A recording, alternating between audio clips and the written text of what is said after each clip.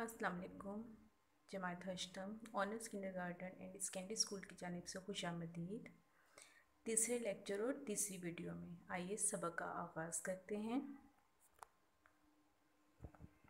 जमात हश्तम बसमोन उर्दू अलिफ प्लस बे video number 3। उन्वानात Urdu अलिफ दरिया की कहानी नज़्म पाकिस्तान के मौसम हज़रत उमर बिन अब्दुल अज़ीज़। उर्दू में मज़मून इसम मारफा की इक़साम। सबक नंबर 1 दरिया की कहानी नज़्म है। इस सबक में तलबा जो अहम निकात सीखेंगे: खुदा की कुदरत और अज़मत से आशनाई, दरिया के फ़ायदे व अहमियत, दरिया की पहाड़ी और मैदानी इलाकों पर असरअंदाज़ी। अहम निकात तशरीह की सूरत में। मैं दरिया अपनी कहानी सुनाता हूँ। तलबा, ये दरिया नज़्म है जो अपनी ही ज़ुबान में अपनी कहानी सुना रहा है कि मेरी ताकत पानी में है, मेरी जवानी मुझे थकने नहीं देती। दरिया अपनी कहानी सुनाते हुए कहता है कि जो मेरी असल ताकत है वो मेरा पानी है, चूँकि दरिया की पहचान ही पानी है। तो वो कहता है कि मेरी जवानी यानी जो मेरी ताकत है वो मुझे थकने नहीं देती, क्योंकि मेरा काम है सैराब करना, प्यास बुझाना। तो जब मैं अपनी इस मकसद को, अपनी इस अज़म को देखता हूँ तो ये चीज़ मुझे थकने नहीं देती कि मैं अपने हिस्से, ये मेरे हिस्से का काम है। दरिया अपनी कहानी सुनाते हुए कहते हैं कि ये मेरे हिस्से का काम है कि मुझे सैराब करना है, लोगों की प्यास को बुझाना है। तो ये चीज़ें जब मैं सोचता हूँ या अपने मकासद को देखता हूँ तो ये चीज़ें मुझे थकने नहीं देती। मैंने चट्टानों को चीरा है और पहाड़ों को खाक करके अपनी राह गुज़र बनाई है। यानी कह रहा है कि मैंने चट्टानों को चीरा है, यानी कि पानी अपना रास्ता खुद बनाता है, पानी रुख बदलता है। अगर आप इसे रोकेंगे तो ये उस तरफ से छोड़ के दूसरी तरफ से अपना रुख बना लेते हैं। यानी ये अपने आगे किसी चीज़ को टिकने नहीं देता, खड़ा रहने नहीं देता, ये अपना रास्ता खुद बना लेते हैं। तो ये इस दरिया अपनी कहानी सुनाते हुए हमें एक सबक दे रहा है कि अगर हमें भी अपने हिस्से का काम करना है तो हमें हर हाल में करना है और पुरअज़म होकर करना है। और वो पहाड़ों को खाक करके, यानी कि ऊंचे बुलंदों वाला पहाड़ हो तो जैसे चश्मे बहते हैं वहाँ से, झीलें हैं, समंदर हैं, दरिया हैं, ये सब अपना रास्ता खुद बनाते हैं। मैं हरियाली की दौलत बांटता हूँ। हरियाली की दौलत बांटने से मुराद है कि जैसे पानी ना हो तो फसलें नहीं होंगी, हरियाली नहीं होगी, शादाबी नहीं होगी। तो ये सब कुछ पानी की वजह से है। और दरिया, समंदर, नहरें, झीलें, चश्मे, ये सब अपने अंदर इस चीज़ को, इस हैयत को छुपाए हुए हैं। और ज़मीन को ज़रख़ेज़ करता हूँ।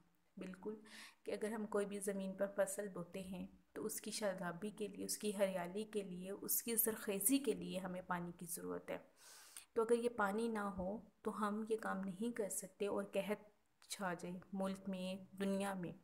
तो ये पानी ही है जिसकी बदौलत जो है कि हम अपनी प्यास बुझाते हैं, हमें फसलें मिलती हैं, हमारी ज़मीन ज़रख़ेज़ होती है और फसलों से हमें अनाज हासिल होता है। तो यानी कि हमें हर चीज़ के लिए पानी की ज़रूरत है।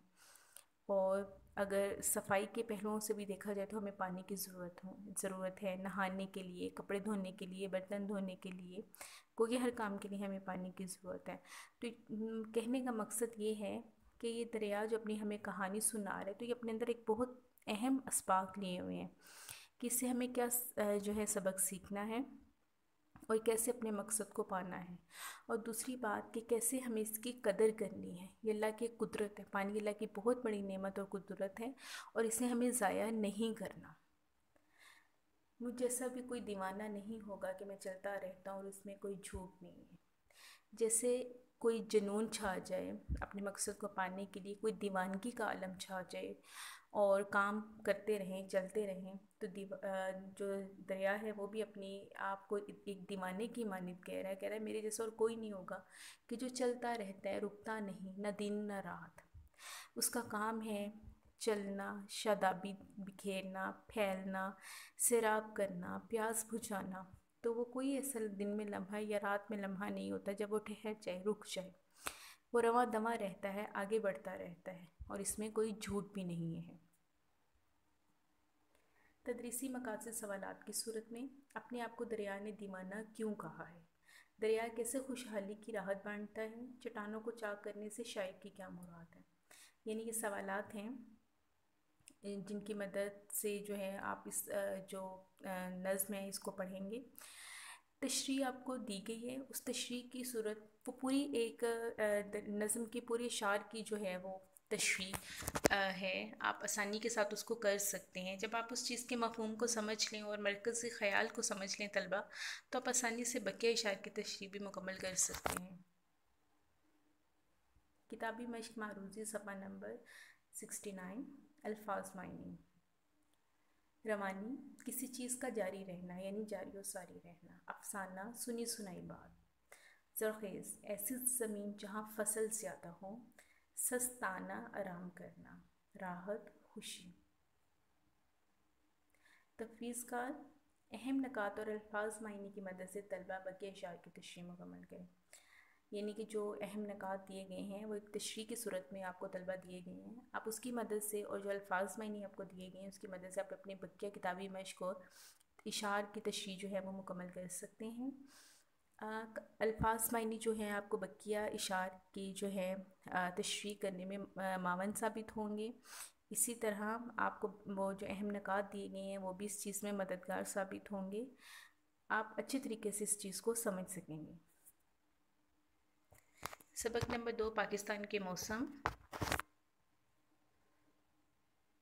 اس سبق میں طلبہ جو اہم نکات سیکھیں گے: پاکستان میں موجود مختلف قسم کے موسموں کے بارے میں معلومات حاصل کرنا، وطن عزیز کے جغرافیائی حالات سے آشنائی، گرمی اور سردیوں کے پھلوں کے بارے میں بتانا۔ اہم نکات: اللہ نے وطن عزیز کو ہر قسم کے موسم سے نوازا ہے۔ جی طلبہ، پاکستان جو ہے یہ واحد ملک ہے جہاں چاروں موسم ہیں: گرمی، سردی، بہار، خزاں۔ اگر آپ جغرافیائی لحاظ سے بھی اگر آپ باقی ممالک کی جو ہے وہ ہسٹری پڑھیں تو اس میں آپ کو اندازہ ہوگا کہ کہیں سال ہر سال بارش رہتی ہے، کہیں ہمیشہ سردی کا ہی سما رہتا ہے، کہیں بہت زیادہ گرمی ہوتی ہے۔ یعنی کہ جو صرف 4 موسموں کی جو قدرت ہے اور نعمت ہے وہ پاکستان کو حاصل ہے، کہ جہاں اللہ تعالیٰ نے جو ہے یہ موسمیاتی تبدیلی رکھی ہے، تبدیلی کائنات کا اصول ہے، اور اسی تبدیلی سے جو ہے ہم ہر طرح کے موسم سے لطف اندوز ہوتے ہیں۔ جیسے کہ ابھی گرمی کا موسم ہے، اس کی بھی اپنی ایک خاصیت ہے، بہت سارے ایسے پھل ہمیں گرمیوں میں کھانے کو مل رہے ہیں، سبزیاں ہیں گرمی کی، اور جس سردی کے ساتھ ساتھ آپ کے وجود کو، آپ کی شخصیت کو جو ہے وہ گرمی کی بھی ضرورت ہے۔ بہت ساری ایسی شخصیت کے پہلو بھی ہوتے ہیں جو موسمی چیزوں سے پہ ڈیپینڈ کرتی ہیں اور موسمی چیزیں اس پہ اثر انداز ہوتی ہیں۔ دنیا کے بہت سے ممالک ایسے ہیں جہاں سارا سال موسم ایک سا رہتا ہے۔ جی جیسے ہم پہلے بات کر رہے تھے کہ دنیا میں بہت سارے ایسے ممالک ہیں جہاں ایک سا ہی موسم رہتا ہے سردی کا۔ اگر ایک سا موسم ہو تو یہ یکسانیت بن جاتی ہے، اور انسان کی فطرت ہے کہ وہ یکسانیت سے اکتا جاتا ہے۔ جیسے ملائیشیا میں سارا سال بارش ہوتی رہتی ہے، یعنی کہ ملیشیا ایسا ایک ملک ہے جہاں بارش ہوتی ہے، صبح دوپہر شام ایک دم سے بادل چھائے اور مسلسل دھواں دھار بارش جو ہے وہ شروع ہو جاتی ہے، جبکہ عرب ریاستوں میں سارا سال گرمی پڑتی ہے، جیسے کہ سعودیہ، دبئی، اس طرح کے اور ممالک دیکھیں تو وہ ایک صحرائی ممالک ہیں، اور وہاں پہ جو ہیں وہ پہاڑی وہ سلسلے ہیں اور وہاں پہ بہت شدید گرمی پڑتی ہے۔ آپ اگر نومبر اور دسمبر میں بھی دیکھیں تو وہاں پہ پھر بھی گرمی کا ایک اثر ہوتا ہے۔ تو جیسے کہ پاکستان میں ان دنوں میں بہت شدید سردی ہو رہی ہوتی ہے، لیکن ان ممالک میں گرمی کے جو ہے ہمیں اثرات ملتے ہیں۔ تو یعنی واحد ایسا ملک ہمارا ہے کہ جہاں پہ ہمیں اللہ تعالیٰ نے چاروں موسموں سے نوازا، اور ان کی خوبصورتی کو دیکھنے کے لیے جو ہے ہمیں یہ موسم جو ہے عطا کیے ہیں۔ لیکن اللہ نے پاکستان کو ہر قسم کا موسم عطا کیا ہے۔ برف باری ہوتی ہے جیسے کہ مریض کردو وغیرہ میں، تو اس کا ایک وقت ہوتا ہے کہ چونکہ ہم جو ہے جس سے بہت سے لوگ سردیوں میں جو ہے وہ مریض کردو، سوات، ناران، کاغان ایسی جگہوں کی، یعنی کہ جو یہ ہمارے شمالی علاقہ جاتے ہیں یہاں پہ برف باری دیکھنے کے شوقین ہیں اور جاتے ہیں۔ تو اگر سارا سال پاکستان میں یہ چیز ہمیں ملتی رہے تو ہم اگر ایک ہی چیز رہے 24 گھنٹے صرف برف باری ہو تو ہم اس چیز سے بھی اکتا جائیں، وہ چیزیں اپنا حسن کھو دیں. لیکن چونکہ ایک مخصوص وقت ہوتا ہے، ایک مخصوص جو ہے وہ اس لمحے میں یہ چیز ہو رہی ہوتی ہے، تو ہم اس چیزوں سے بہت لطف اندوز ہوتے ہیں. اور شائقین جو ہیں اور سیاح جو ہیں وہ دور دور سے ان چیزوں کو دیکھنے کے لیے، اس تفریح کو حاصل کرنے کے لیے آ رہے ہوتے ہیں. تو یہ اس چیز کی تبدیلی ہے جو ان کو وہاں اٹریکٹ کرتی ہے، متوجہ کرتی ہے. تدریسی مقاصد سوالات کی صورت میں موسم گرما میں کن چیزوں سے لطف اٹھایا جاتا ہے؟ زیادہ آمدن والے کون سی چیزوں سے لطف اٹھاتے ہیں؟ موسم سرما میں برف باری دیکھنے کے لیے آپ کن علاقوں کا رخ کرتے ہیں؟ کتابی مشق معروضی صفحہ نمبر 72. الفاظ معنی: خون کی ٹھنڈک یعنی کہ ہلکی ہلکی سی ٹھنڈک ہو. اودے اودے سرخی مائل سیاہ رنگ. بعد صبح صبح کی ہوا. سیاحت سیر و تفریح. زرخیز شاداب یعنی ہریالی. تفویض کا طلبہ ان اہم نکات کی مدد سے بقیہ کتابی مشق حل کریں. جی طلبہ، جو اہم نکات آپ کو دیے گئے ہیں اور الفاظ معنی دیے گئے ہیں، اگر آپ ان کو اچھی طریقے سے ذہن نشین کر لیتے ہیں تو آپ بقیہ کتابی مشق بہت آسانی کے ساتھ حل کر سکتے ہیں. سبق نمبر 3: حضرت عمر بن عبدالعزیز. اس سبق میں طلبہ جو اہم نکات سیکھیں گے: نظام کائنات اور خلفائے راشدین کے اوصاف سے آگاہ ہونا، حضرت عمر بن عبدالعزیز کی عظمت اور کارناموں سے آشنائی، اسلام اور مسلمانوں کی ابتدائی تاریخ سے واقفیت. یعنی نظام کائنات، اللہ تعالیٰ نے جو کائنات بنائی ہے، اور ہمارے خلفائے راشدین یعنی ہمارے چارے جو خلفاء ہیں، ان کی خوبیوں سے ہمیں آشنائی چاہیے، آگاہی چاہیے. تو اس کے بارے میں آج ہم اس سبق میں پڑھیں گے. اہم نکات: حضرت عمر بن عبدالعزیز نے اپنے دور خلافت میں بہت اصلاحات کی، یعنی کہ بہت زیادہ ایسی اصلاحات کیں جو بہت زیادہ تبدیلیاں لے کے آئیں معاشرے میں اس وقت میں، اور بہت سارے لوگوں کو سدھارا دین اسلام کی بدولت، اور مسلمانوں کے لیے بھلائی کے بہت سے کام کیے. آپ کی خلافت نے خلافت راشدہ کے دور کی یاد تازہ کر دی.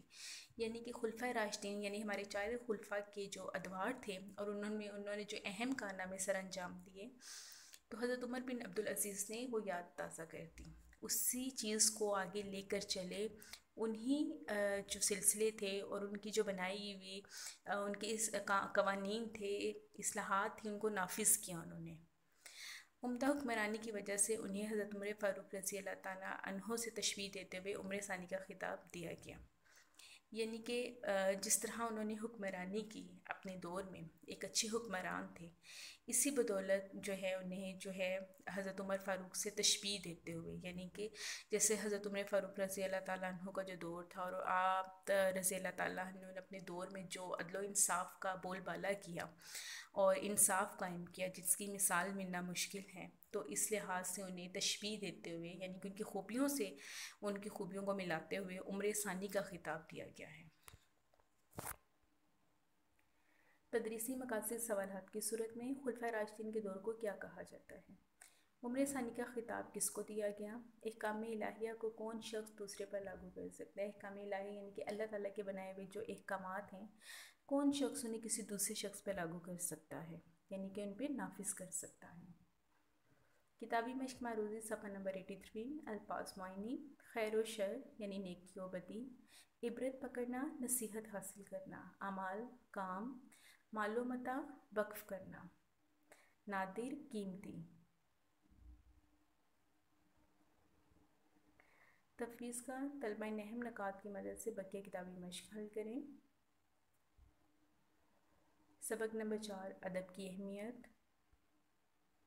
اس سبق میں طلبہ جو اہم نکات سیکھیں گے: ادب کی ضرورت و اہمیت سے آگاہی، ادبی و غیر ادبی تحریروں کا فرق، سائنسی ترقی کے باوجود ادب کی حقیقی افادیت. اہم نکات: انسان کو ذہنی آسودگی اور خوشی فراہم کرنے کے لیے ادب یعنی لٹریچر انتہائی ضروری ہے. آسودگی یعنی کہ راحت، خوشی، ان چیزوں کے لیے لٹریچر یعنی ادب بہت ضروری ہے. ادب ہمیں کیا سکھاتا ہے؟ ہمیں زندگی میں کیا اس چیز کی ضرورت ہے؟ ادب کیا ہے؟ یعنی ہماری بہت ساری ایسی عظیم شخصیات جنہوں نے اپنی آپ بیتی لکھی، اپنی بایوگرافی لکھی، یعنی سوانح حیات یا سوانح عمری بھی کہا جاتا ہے. اور اس میں ان کے عزیز ترین دور کے کارنامے اس میں درج ہیں۔ اس کے علاوہ بہت ہی اعلیٰ پائی کے جو ہیں افسانے ہیں، ناول ہیں، جیسے کہ تاریخ پر بر صغیر کی جو تقسیم تھی، مسلمانوں اور ہندوؤں کا الگ ہونا اور پاکستان کا وجود میں آنا، تو اس پہ نسیم حجازی نے جو بہت سارا کام کیا، نسیم حجازی جیسے اور بہت سارے مصنفین نے کام کیا، قرۃ العین حیدر، ان لوگوں نے جو افسانے، جو ناول لکھے، قیام پاکستان کا دور، قیام پاکستان کے بعد کا دور، تو مطلب اس میں جو انہوں نے لکھا اور قیام پاکستان سے پہلے کے جو حالات بنے، اس میں جتنے لوگوں نے قربانیاں دیں، بہت سارا جو ہم لوگوں نے اپنے عزیز ترین لوگوں کو کھویا، اس کے بعد جو ہم لوگوں نے سفر کیا، ان ساری چیزوں کو انہوں نے جو اس چیز میں خوبصورت الفاظ میں ہمارے لیے درج کیا، تو ادب وہ چیزیں جو ان چیزوں کو ہمارے تک لے کے آ رہا ہے، مصنفین نے بڑی منظر کشی کے ساتھ اسے ہمارے سامنے پیش کیا ہے کہ جب اسے پڑھیں تو ہمیں ایسا لگتا ہے کہ جیسے یہ واقعات اور یہ حالات ہم نے اپنی آنکھوں سے دیکھے ہیں۔ تو ادب حقیقی معنوں میں ہمیں یہ چیزیں سکھاتا ہے۔ سائنسی ترقی کے باوجود ادب کی افادیت اپنی جگہ مسلم ہے، یعنی کہ سائنس نے بہت ترقی کر لی، نیٹ کا دور ہے، بہت ساری چیزیں ہم ایک بٹن کے دبانے سے ہمیں وہ چیزیں مل جاتی ہیں، لیکن اس سب کے باوجود جو ادب کی افادیت ہے، یعنی اس کی جو حقیقت ہے، اس کے سے جو ہمیں فائدے مل سکتے ہیں، وہ اپنی جگہ مسلم ہے، یعنی کہ وہ اپنی جگہ بالکل ٹھوس ہیں، ان سے ہم منہ نہیں موڑ سکتے، ان کی اہمیت سے انکار نہیں کیا جا سکتا۔ ادب کا مطالعہ انسان کو اچھے اور برے کی تمیز سکھاتا ہے، بالکل ایسے ہی ہمیں جیسے تعلیم ہے نا، علم حاصل کرنا، ہمیں بہت سارے فضائل کا پتہ چلتا ہے، بہت ساری اچھائی اور برائی کے فرق کو جانچ لیتے ہیں، اور انسانی زندگی کو درست رخ کی طرف موڑتا ہے، یعنی ادب جو ہے یہ انسانی زندگی کو درست رخ کی طرف موڑتا ہے۔ اگر ہماری زندگی میں کوئی جھول ہو یا ہمیں کچھ کنفیوژن کے ہم شکار ہوں، شش و پنج میں ہوں، کشمکش کی کیفیت ہو کہ آیا اس صورتحال میں ہمیں کیا کرنا چاہیے، تو ہم بہت سی ایسی کہانیاں پڑھتے ہیں یا سنتے ہیں جو ہمیں سیدھی راہ لے آتی ہیں، سیدھی راہ پہ لے آتی ہیں، ہماری جو سمت ہے اس کا تعین کر لیتی ہیں۔ تو ادب یہ سب ادب کا حصہ ہے کہ کیسے ہمیں یہ چیزیں جو ہیں بھٹکنے نہیں دیتی، ہم بہت ساری چیزوں سے بہت کچھ سیکھتے ہیں، اور بعض اوقات بہت قیمتی جو اقوال ہوتے ہیں وہ ہمیں ہماری روح کو بدل دیتے ہیں، ہماری سوچ کے رخ کو بدل دیتے ہیں، ہم مایوسی کی عطا گہرائیوں سے اس چیز سے باہر آ جاتے ہیں اور بہت زیادہ روشنی میں چلے جاتے ہیں، ایسے راستے پہ چل نکلتے ہیں جو روشنی کی طرف لے چلتا ہے، جہاں روشنی کی کرنیں محسوس ہوتی ہیں۔ تو یہ وہ چیزیں ہیں جو ہمیں تمیز سکھاتی ہیں اچھائی اور برائی میں، نیکی اور بدی میں، اور ہمارے راستوں کا تعین کرتی ہیں روشنی کی جانب۔ تدریسی مقاصد سوالات کی صورت میں ادبی تحریریں کون سی ہوتی ہیں؟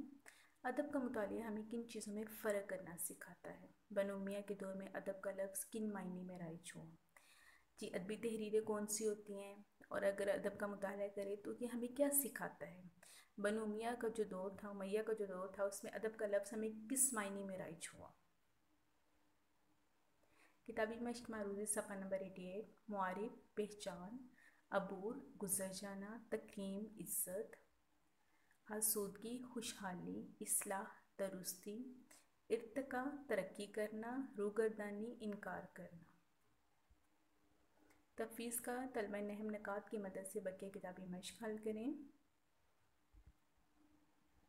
اردو بے عنوان اسم معرفہ کی اقسام۔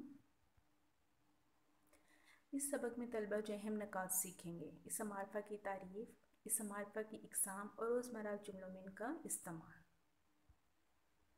اہم نکات جس طلبہ سب سے پہلے ہم پڑھیں گے کہ اسم معرفہ کیا ہے، ہم پہلے بھی پڑھتے ہیں اور ہم نے پچھلے اپنے اسباق میں بھی اس چیز کو پڑھا ہے، آج بھی ہم اس چیز کو جو ہے اس کی دہرائی کر لیتے ہیں کہ اسم تو ویسے نام ہوتے کسی بھی چیز کا، شخص کا، جگہ کا، ہر اس دنیا میں جو بھی مخلوقات ہیں، جو بھی اشیاء ہیں، جگہ ہیں، ان سب کا نام ہے، ان کی پہچان ہے، اور نام ہی پہچان ہے، شناخت ہے۔ لیکن اگر اس کو ہم کیٹیگرائز کرتے ہیں، یعنی کہ ان کو گروپ بندی اس کی کر لیتے ہیں، گروہ بندی کر لیتے ہیں، تو پھر اس میں ہم خاص و عام کر لیتے ہیں، یعنی کہ جس میں ہم باقاعدہ کسی کو اس کے اصل نام سے پکارا جائے، یعنی کہ اگر آپ سارہ کو پکار رہے ہیں आमना को पुकार रहे हैं, आलिया को पुकार रहे हैं, तो इनका असल नाम है। लेकिन अगर हम ये बात करें कि वहाँ क्लास में बहुत सी लड़कियाँ बैठी हुई हैं, तो ये उनका एक नाम नहीं है, सिर्फ उनकी जो है जिन्स के हवाले से जो है वो उस चीज़ की तस्कीर तानीस के हवाले से उनकी जिन्स जो है उनके वाज़े किया गया है, नर और मादा की जो है वजाहत की गई है, लेकिन नाम नहीं लिया गया, इसलिए वो ख़ास नहीं होगा, आम हो जाएगा। लेकिन जिसमें हम ख़ास किसी चीज़ को करना चाहते हैं तो हम इसमें बाकायदा उनकी असलियत को ज़ाहिर करते हैं और उनका असल नाम जो है उससे पुकारते हैं। इसी तरह जगह और चीज़ों के बारे में है, जैसे कि हम फैसल मस्जिद का ज़िक्र कर लेते हैं कि फैसल मस्जिद है, मैंने इस्लामाबाद में फैसल मस्जिद देखी। तो फैसल मस्जिद जो है वो नाम है मस्जिद का, वैसे दुनिया में बहुत सी मसाजिद हैं, लेकिन जब हम किसी का नाम पॉइंट आउट कर लेते हैं, उसकी निशानदही कर देते हैं, तो उसको ख़ास बना देती हैं। आइए देखते हैं कि इसम मारिफा की कितनी इक़साम है। इसम मारिफा की 4 इक़साम हैं। सबसे पहले है इसम अल्म। अल्म अल्म के लफ्ज़ी मायने होते हैं निशान या इलामत के, लेकिन ग्रामर की ज़ुबान में अलम से मुराद वो ख़ास नाम है जो मुख्तलिफ़ अशख़ास की पहचान के लिए अलामत का काम देते हैं। मसलन शम्सुल उलमा, कलीमुल्लाह वगैरह। जी, ये वो मुख्तलिफ़ अशख़ास का नाम है जो हम पहचान के लिए, यानी कि जो एक ख़ताब की सूरत में किसी को दिए जाते हैं, जैसे कलीमुल्लाह यानी कि अल्लाह का दोस्त। हज़रत मूसा अलैहिस्सलाम का जो है ये लक़ब था। तो यानी कि अलक़ाब की सूरत में जब किसी को नाम दिए जाते हैं वो अलम की सेंस में आते हैं, उस यानी अलम उनकी एक अलामत है, उनकी एक पहचान है।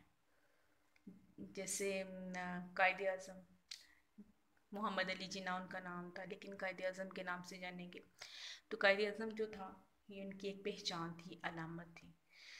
तो यानी ये नाम अलामतों की सूरत में ज़ाहिर करना जो है ये अलम है। इसी तरह नंबर 2 है इसम ज़मीर। ऐसे तमाम अल्फाज जो किसी इसम की जगह बोले जाएं। इसम ज़मीर जैसे इसम है ना, जैसे अली है, अहमद है, सारा, फ़ातिमा, आमना। लेकिन अगर आप एक मज़मून लिख लें या मैं आपसे कहूँ कि आप अपने स्कूल के बारे में ही 5 सतरें लिखें, तो आप लिखेंगे कि मेरे स्कूल का नाम honours kindergarten and secondary school है। अब बार बार आप इस चीज़ को नहीं दोहराएंगे, मेरे स्कूल में ये है, ऑनर्स किंडरगार्टन स्कूल में ये है, ऑनर्स किंडरगार्टन स्कूल ऐसा है, honours kindergarten school GT road पर वाक़। आप बार बार उस चीज़ को नहीं दोहराएंगे, तो उस इसम की जगह जो दूसरा इसम इस्तेमाल किया जाए उसे इसम ज़मीर कहते हैं। जैसे मिसाल के तौर पर आप कहेंगे कि इसमें 20 कमरे जमायत हैं, इसमें एक खेल का बड़ा मैदान है। तो ये जो चीज़ें हैं, इस जो है ये इसम ज़मीर को ज़ाहिर कर रहा है। इसम ज़मीर है यानी कि उस इसम को जो है वो लेके आगे चल रहा है, उसका एक तसलसल, एक सिलसिला जारी किया हुआ है। यानी कि इसम ज़मीर वो इसमें जो किसी इसम की जगह बोला जाए उसे इसम ज़मीर कहते हैं। जैसे आलिया पे आप एक मज़मून लिख रहे हैं या अहमद पे एक मज़मून लिख रहे हैं कि उसकी खूबियों के बारे में बात करें, या माई बेस्ट फ्रेंड जैसे मेरा बेहतरीन दोस्त है, आप उसमें मज़मून लिख रहे हैं। तो अब बार बार अगर आपका बेहतरीन दोस्त अली है तो बार बार अली का नाम जो है वो नहीं दोहराएंगे, यानी Ali is my best friend. तो अली की जगह ही आगे जो है आप यूज़ करेंगे, यानी प्रोनाउन जिसे उर्दू में इसम ज़मीर कहते हैं, यानी कि he is my best friend, he is my class fellow. इसी तरह अली मेरा बेहतरीन दोस्त है, वो मेरा हम जमायत है, वो मेरा हम उम्र है। तो जो वो है ये इसम ज़मीर है जो किसी भी इसम की जगह बोला जाए। इसकी तीसरी किस्म जो है वो इसम इशारा है।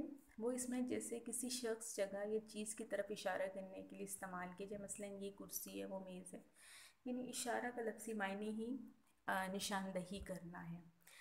तो जैसे मैं किसी चीज़ की निशानदही कह रही हूँ कि ये कुर्सी पड़ी हुई है, इसको उठा लें, ये मेज़ है उसको साइड पे कर लेंगे, एक तरफ रख दें।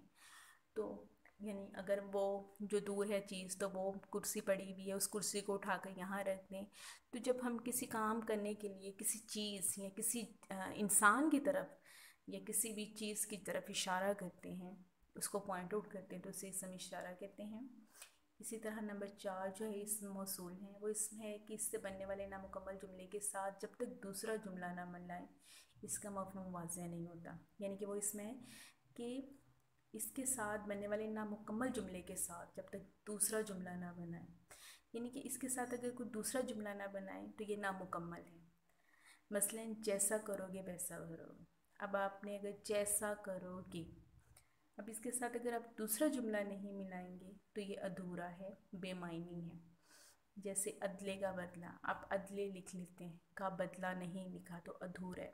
موصول یعنی کہ وصول کرنا، وصول کر کے اپنے پاس رکھ لینا، یعنی کہ دوسرے حصے کو اپنے پہلے حصے کے ساتھ ملا لینا، موصول کر لینا، تو یہ جملہ بامعنی ہو جائے گا اور اپنے معنی واضح کر دے گا.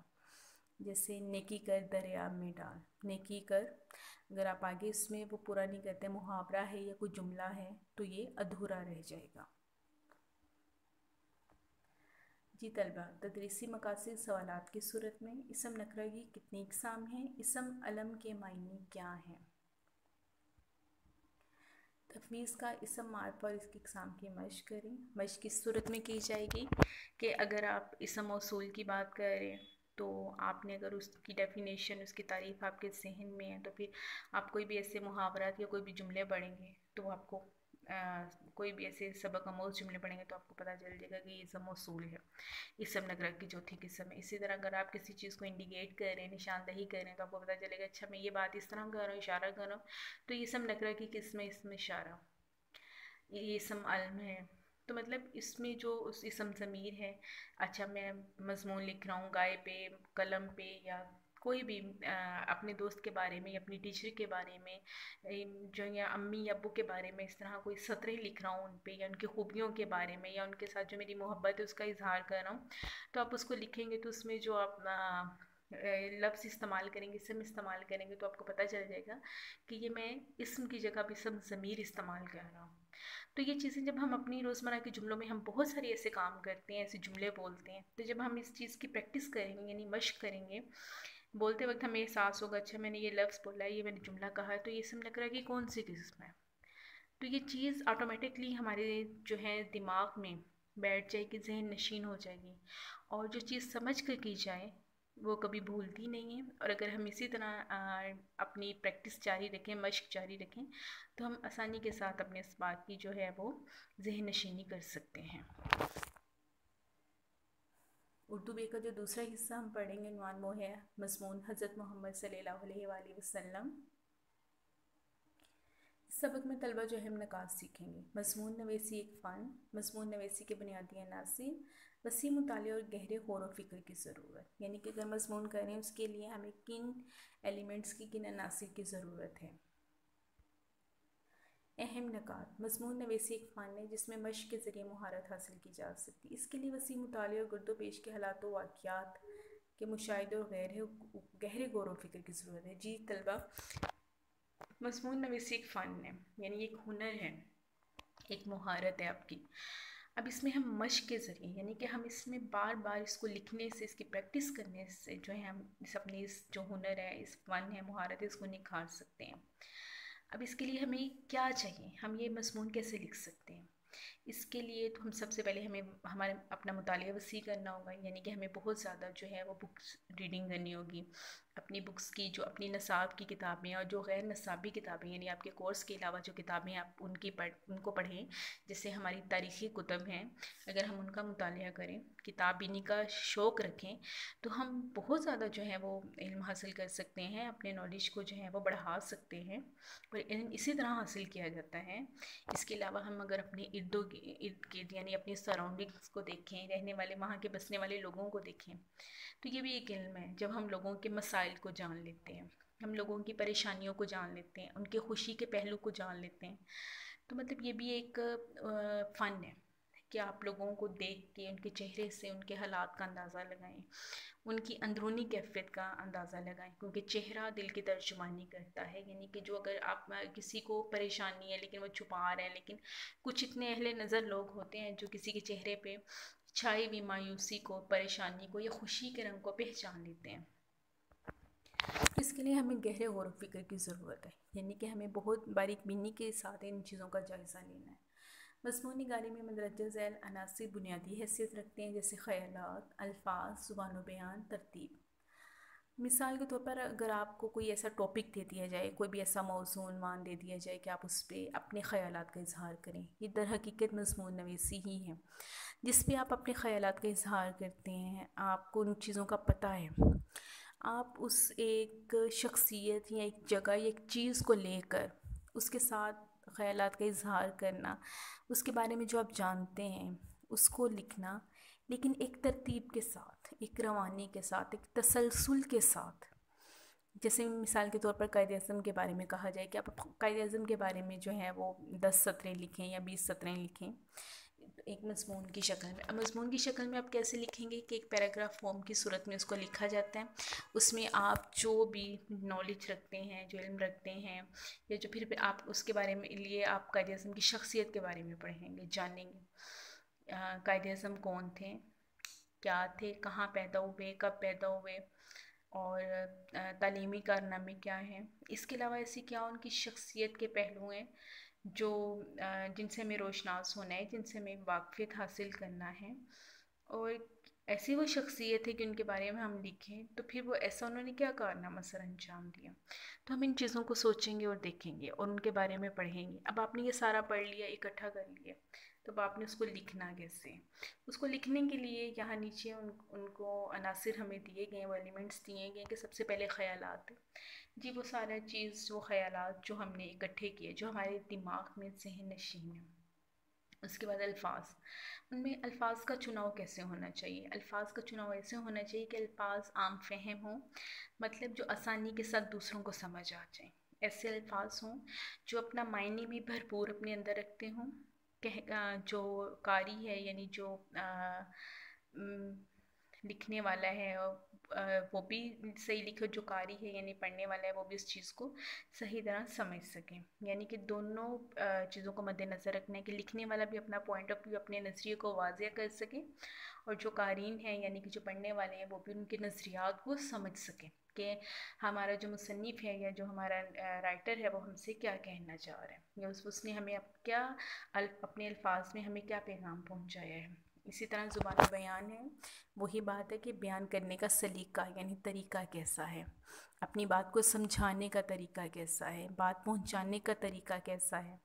اس کے علاوہ ترتیب ہے، یہ بہت اہم پوائنٹس ہیں، اور یہ کہ اگر آپ اس میں ترتیب نہیں لگائیں گے، آگے کی بات پیچھے اور پیچھے کی بات کو آگے کر دیں گے، تو الفاظ بھی بے ربط ہو جائیں گے، خیالات بھی بکھر جائیں گے، اور زبان و بیان میں بھی جو ہے وہ تسلسل نہیں رہے گا۔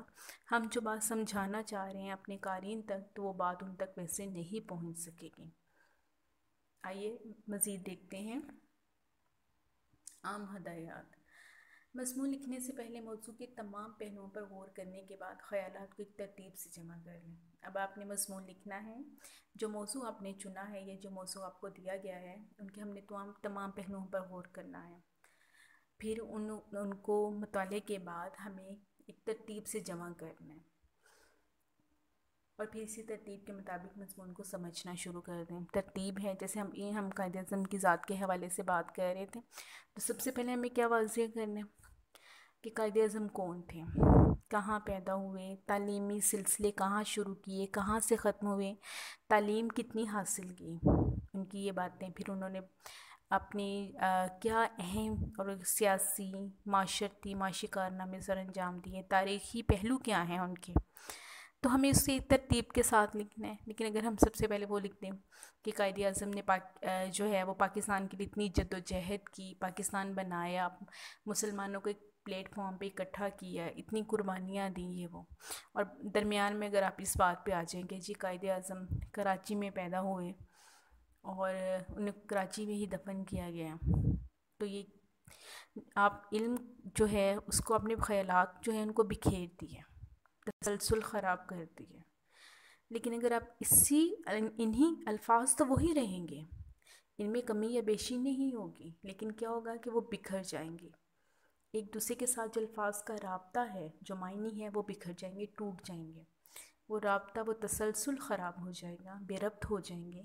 لیکن اگر ہم انہی چیزوں کو ایک ترتیب کے ساتھ لے آئیں تو یہ چیزیں واضح مفہوم اپنا پیش کرنے میں جاری و ساری اور اہم جو کردار ہیں وہ نبھائیں گی۔ مضمون کی ترتیب کا خاص خیال رکھیں، یہ وہی بات ہے جو ہم پہلے کر چکے ہیں، آگے کی بات پیچھے اور پیچھے کی بات آگے لکھ دینے سے مضمون بے ربط ہو جاتا ہے، بالکل وہی بات۔ مضمون میں ایک بات کو بار بار نہ دہرائیں، مطلب اگر آپ نے ایک بات کو لکھ لیا، دہرا لیا، تو بار بار اس چیز کو ریپیٹ کرنا نہیں ہے، یہ مضمون کی جو اہمیت ہے اس کو کھو دیں گے۔